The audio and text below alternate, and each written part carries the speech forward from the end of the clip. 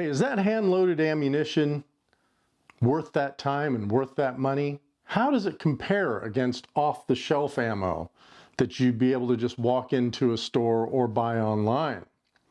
Hi everyone, this is the 4-Gun Guy, and I thought for this video I'd do a versus comparison against my hand-loaded 6.5 Creedmoor ammo and 5 popular brands of ammunition that range from fairly expensive to pretty cheap. I'll admit I couldn't get all of the ammo that off-the-shelf ammo that I really wanted to get because of just the day that we're in, right? With the coronavirus and everything, ammo's been a little hard to find, but I did get some pretty good contenders here, one of which I've used in a lot of my matches with both my rifles. But I thought, hey, let's just see how this off-the-shelf ammunition stacks up with my hand loads. So if you're ready to go, let's get started.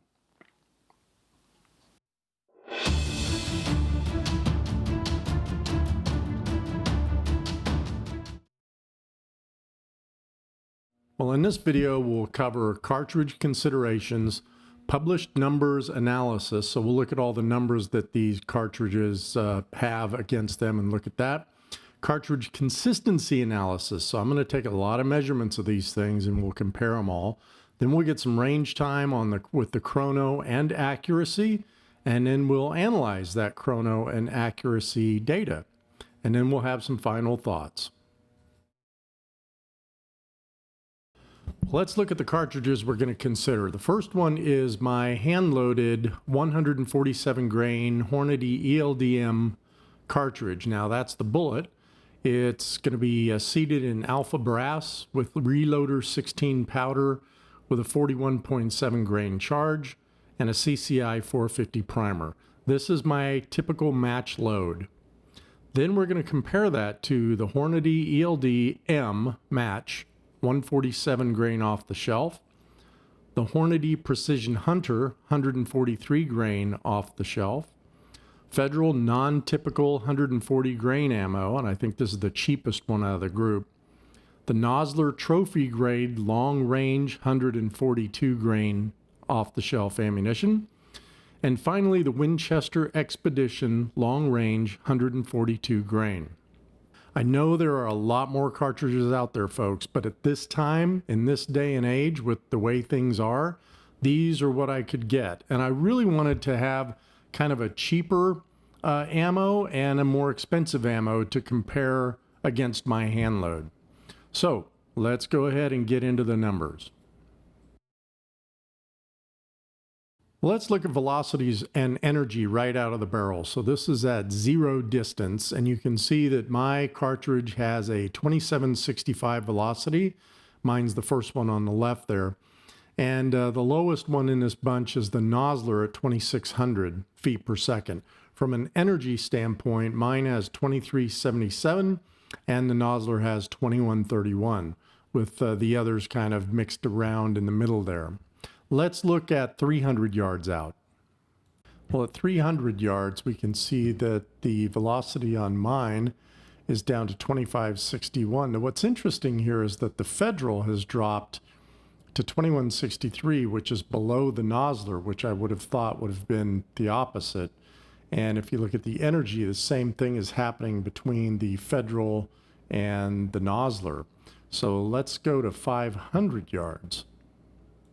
Now the data that I got from these cartridges only went out to 500 yards. So that's as far as I went with this comparison. But you can see at 500 yards, I'm still at 2426 from a velocity standpoint. And the Federal NT is down to 1816, and the Nosler is around 1935. The others are still above 2000. From an energy standpoint, the Federal has dropped way off, and the Nosler is pretty far down there as well. My cartridge still has 1,831 foot-pounds of energy at 500 yards. Well, these velocity numbers and energy numbers that we saw in the previous screens translate to the trajectory drop in inches as we move out to 500 yards. So just wanted to show this to you. You know, what it really shows is that My cartridge drops the least at about 30, 34, 35 inches at 500 yards. And then you go to the Hornady ELDM cartridge, and the Winchester cartridge comes in next. And then the final two cartridges almost look like one line, and that's the Federal 140 grain and the Nosler 142 grain cartridge. So you can see here that there's a pretty big difference between mine and really most of the others, and especially the Nosler and the Federal. So let's take all of this information, let's look at the details, the measurements that I took, and then we can start to understand why some of these differences are there.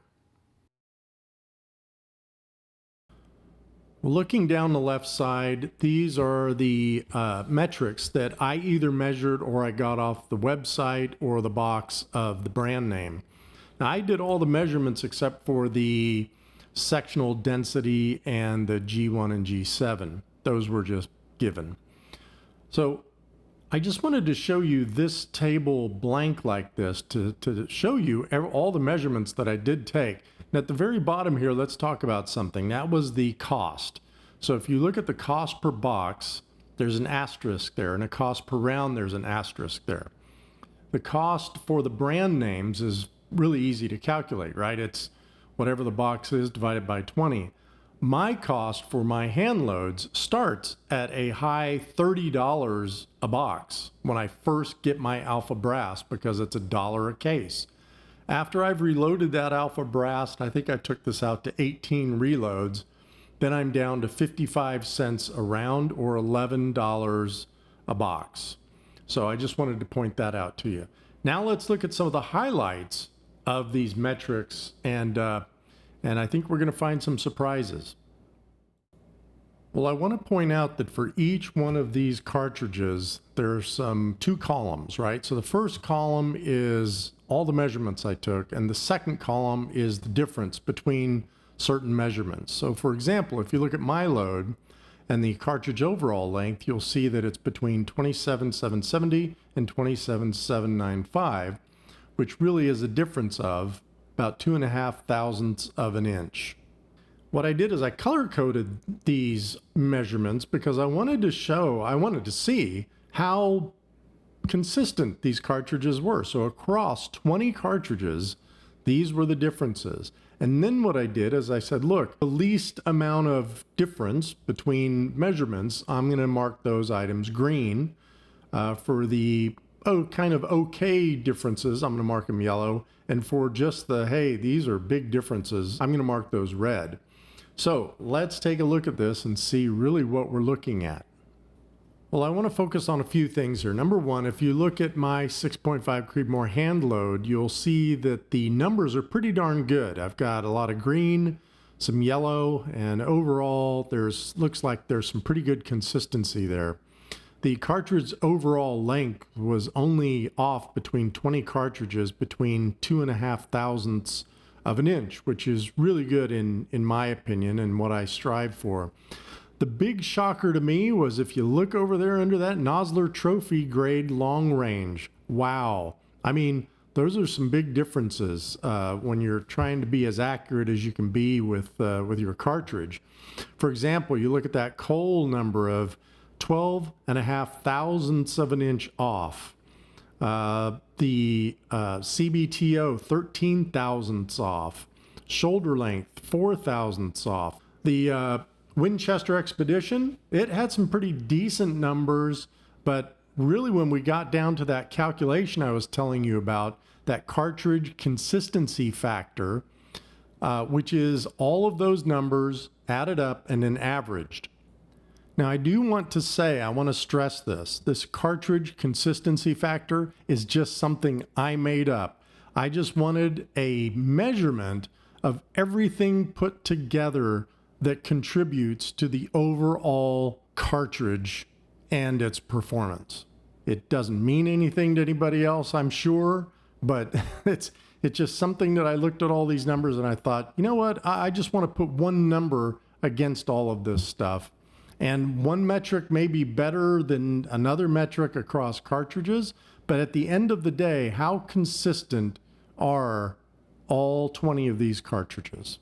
My consistency factor came in at about a little less than 1.5 thousandth of an inch. The Hornady Precision Hunter was actually second there, and then it went to the Hornady ELDM, then the Federal Non-Typical, which is a very inexpensive round, then the Winchester Expedition, and the last cartridge in that consistency factor was the Nosler Trophy Grade, which again just shocks me. That powder charge weight, if you look at that row, I am loading at 41.7 grains, which is about the middle of the pack here, right? You'd see the Hornady ELDM 147 grain is 43.1, the Precision Hunter is 40.6, the Federal Non-Typical is 41.2, the Nosler is 41.4, and the Winchester Expedition is 42.3. Now, another thing to look at there is the powder type. The Hornady ELDM, the Precision Hunter, and the Non-Typical were all stick-type powders. And I actually took pictures of them just to make sure. I actually took the cartridges apart and poured the powder out and measured it. So these were the measurements from one case, one cartridge out of each brand. And then the Nosler and the Winchester Expedition, they looked like more like flake or pressed ball. They actually looked like pressed ball powder to me. So with all this said, let's run out to the range. Let's hook all these things up to a chrono. We're going to chronograph 20 rounds out of each of these things. And then we're going to check the accuracy with 10 rounds. Let's go to the range.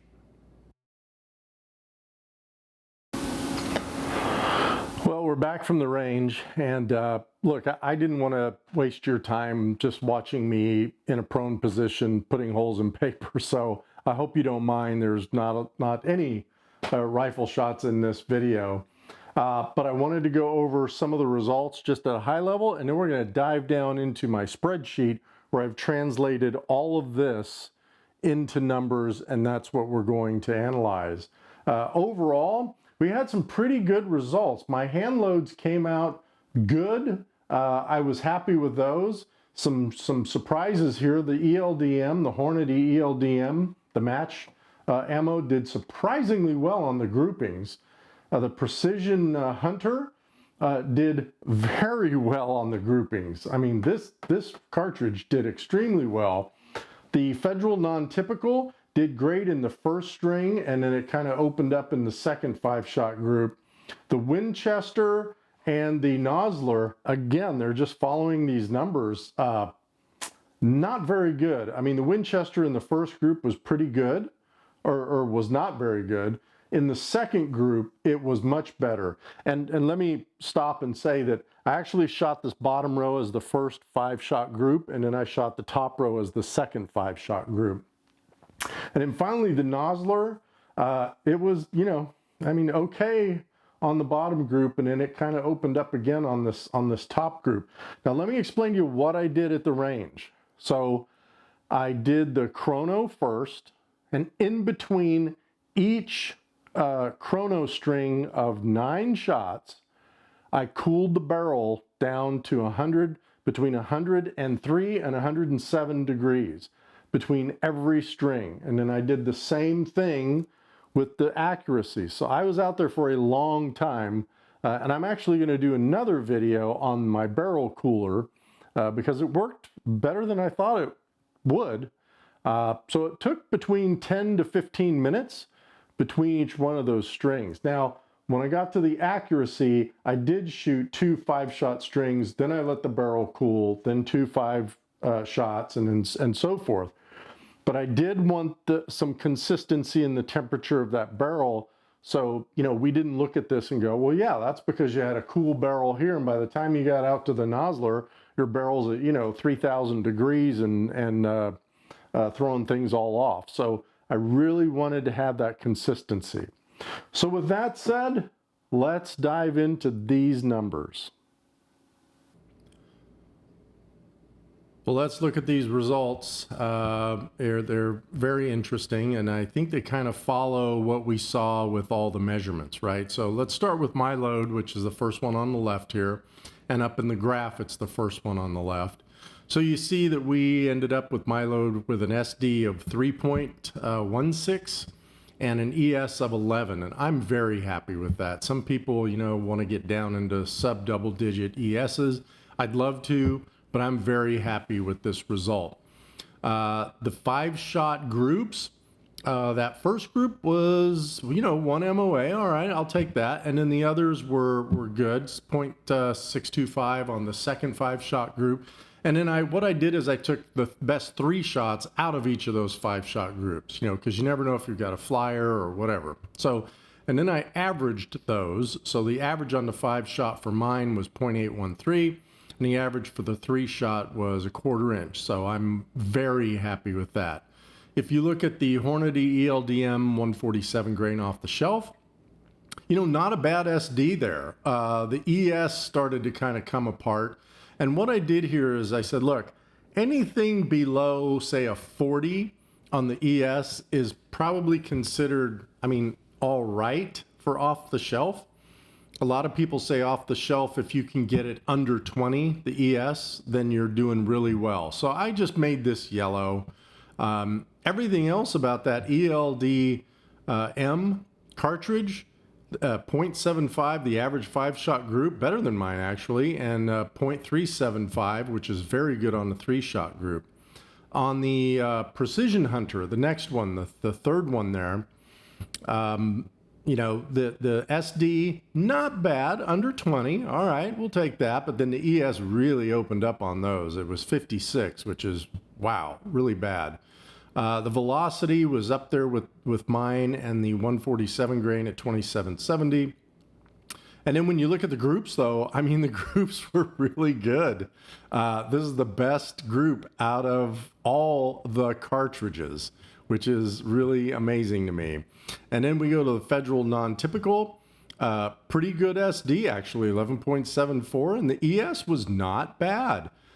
Folks, this is the cheapest ammo in this group. This ammo, I can get it for I don't know about today, but I was able to get this stuff for $18 a box, less than $1, right? And look at this, and look at the groupings. 0.875 on the 5 MOA average, 0.375 on the 3-shot MOA. That should really be green, so that's my mistake. This Federal non-typical stuff really did good, in my opinion. Now, one other thing I want to point out about this Federal non-typical is look at the velocity. Look at the velocity of this projectile. 2889 average feet per second. And look at how high that is on that chart. I did not realize that this ammo was that high, had that high of a velocity to it. It's just another thing that really shocked me about doing this comparison. Then we move on to the Winchester, the 142 grain. And wow, it just fell apart. Look at the SD on this, 31.2, and the ES of 80 extreme spread. Surprisingly, though, the groupings were not bad. 1 inch on the average on the 5-shot MOA, or the 5-shot groups, and a little over a 1/2 inch on the 3 shots. So these are very interesting results that we're getting here. And then finally, the Nosler Trophy grade 142 grain SD of 19.48. So that was under that 20. So I gave that a yellow. And then the ES, though, again, this is a 63 ES. Now, when we get down to the groupings of the Nosler, again, not, the average 5-shot group was 1.25, which in my opinion is not that great, right? We want 1 MOA or less, and this was over that. Now, the 3-shot average was pretty good, though, a 1/2 inch. So again, if you look at the chart up above, what I did is I just took all these, grouped them together, and you can see the different velocities up above. Well, what did we find out here? Look, some of these cartridges, we had really good groups, but not so good numbers. You know, the federal non-typical was a good example of that. I mean, you know, it had really good groups down here on this first 5 string, kind of opened up here on this upper string up here. But overall, it was kind of a mixed bag, wasn't it? And we're going to talk about why here in a minute. The other thing that we found was what? The more expensive ammo didn't necessarily mean better precision. Now notice I'm using the word precision, not accuracy. And here's what I mean by that. Overall, when we looked at the more expensive ammunition, which was the Winchester and the Nosler trophy grade, remember, we measured the cases, we measured the consistency across those 20 rounds. We did a lot of measurements there, and I was kind of shocked that they weren't as precise as I would have thought they would have been for the more expensive ammunition. Remember our whole chart with all the, my consistency number and all that stuff. So that really did show us that the more expensive did not necessarily mean more precision. Now we switched to the accuracy part, and still didn't mean accuracy. Remember, the Nosler had, decent groups, but it still opened up. And so did the Winchester. Now the second string is pretty good, but look, these are twice as much as this federal non-typical, and the federal non-typical hung in there pretty well with them. So that's some of the results that we found. Now, let's talk about the rifle, because the rifle that I shot all this with is really at the end of its barrel life. And in fact, I have a new barrel that I'm going to replace the current barrel with here probably in a week or two. But everything remained consistent, right? Now, no, I didn't clean the gun after every 20 rounds of these things. No, I didn't do that. I'll admit that. And we sent, 120 rounds through the barrel. You should be okay with 120 to 150 rounds, right, through the barrel. I should be okay with that, in my opinion. But the thing to consider is this. Some of these cartridges, and especially the bullets, specifically the bullets, may like a longer jump to the lands than other bullets. So while we saw opening up of groups, and while we saw SDs and ESs that weren't great, and I want to clarify that with some of these cartridges may not have liked that barrel. So I cannot and will not definitively say this stuff's garbage and this stuff isn't, and blah. I won't say that. I guess what I'm trying to say here, and Eric Cortana, if you watch some of his videos, he does some really good videos on chasing the lands or not to chase the lands, which I'm going to do a video on as well, and we're going to get a little detailed in there. I'm going to show you the lands of a new barrel, lands of my shot out barrel, or close to being shot out, and we're going to talk about all that. We're going to talk about land erosion, but anyway, that's another video, and I'm sorry I kind of rambled on there, but what we're saying is you have to find the right load, the right cartridge for your rifle's barrel. So with that said, as I said, this barrel here is almost shot out. I've probably got 2,500 rounds through it. And when we start talking about the erosion of the lands here, really what we're saying, and if you read up on this, you'll see that generally speaking, 6.5 Creedmoor, your lands are going to erode between 1 3/1000 of an inch per, say, 100 rounds. If you do some research, you'll find those numbers. So let's take, for example, that we've got 2,000. Let's just say 2,000ths of erosion per 100 rounds. If I begin my seeding depth at 40,000ths off the land, which is what I do with my hand loads, right? When that barrel was new, it was 40,000ths off the lands. When I put 1,000 rounds through that barrel, I'm another 20,000ths, supposedly, off the lands. Now, I don't do a remeasurement and chase those things. In fact, with this barrel, I did not make any adjustments in my seating depth for all 2,500 or even up to 3,000 rounds. I didn't make any adjustments. These groups here that you see are still now, after say 2,000 rounds, would be another 40,000th. I am now supposedly 80 thousandths off the lands here. And look at the groups. They're still pretty darn good. If I take this barrel to 3,000 rounds, because I don't load hot rounds, it might last me to 3,000. That would be 100 thousandths off the lands, right? That's a lot. But if they keep shooting these groups, what do I care? Now, a couple quotes and a couple things that I've talked to guys about who shoot a lot. There's two quotes that I've taken from them. Quote number one: find the group and then find your numbers, right?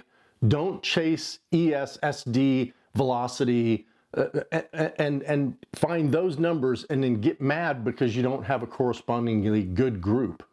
Find the group first, then your numbers will come. And if you want to make adjustments to try to get to another node that has good groups, then you can do those ladder tests and hopefully you'll get to another node with tight groups, and maybe those are some numbers that you want. Maybe you want your velocity a little higher.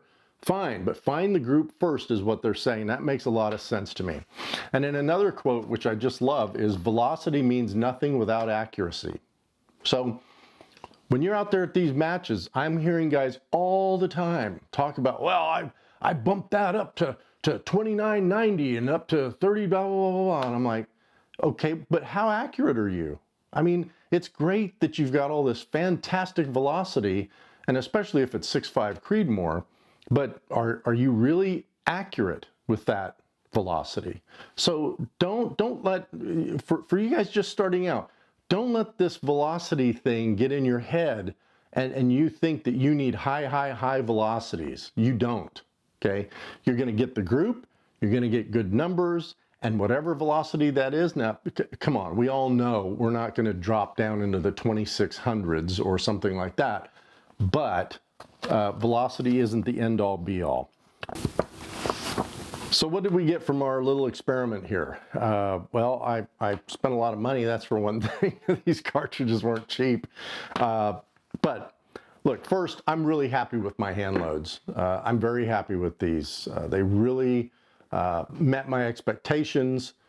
From a measurement standpoint, you saw where we did all the comparison across the board from a measurement standpoint and consistency, precision, and whatnot. And I'm really happy with those. So I'm going to keep doing what I'm doing here and go from there. Second, high price doesn't mean everything. So look, we had two more expensive cartridges here, the Winchester and the Nosler. And quite frankly, they didn't perform that well in this experiment. Remember, I'm saying this experiment. Why? Because of what we said earlier. They may not like a big jump to the lands. They may not like my barrel. They may not like some other metric that is involved in my specific gun build. So I'm not going to say these are poor choices, these are terrible. I'm not saying that. I'm just saying that for my rifle, I probably wouldn't consider these, right? And again, guys, remember, this is all I could get a hold of. I know there's 20 other cartridges out there I should have or could have or would have done this comparison to, but I couldn't get a hold of everything that I wanted to. So I just went with these. So again, not going to disparage these.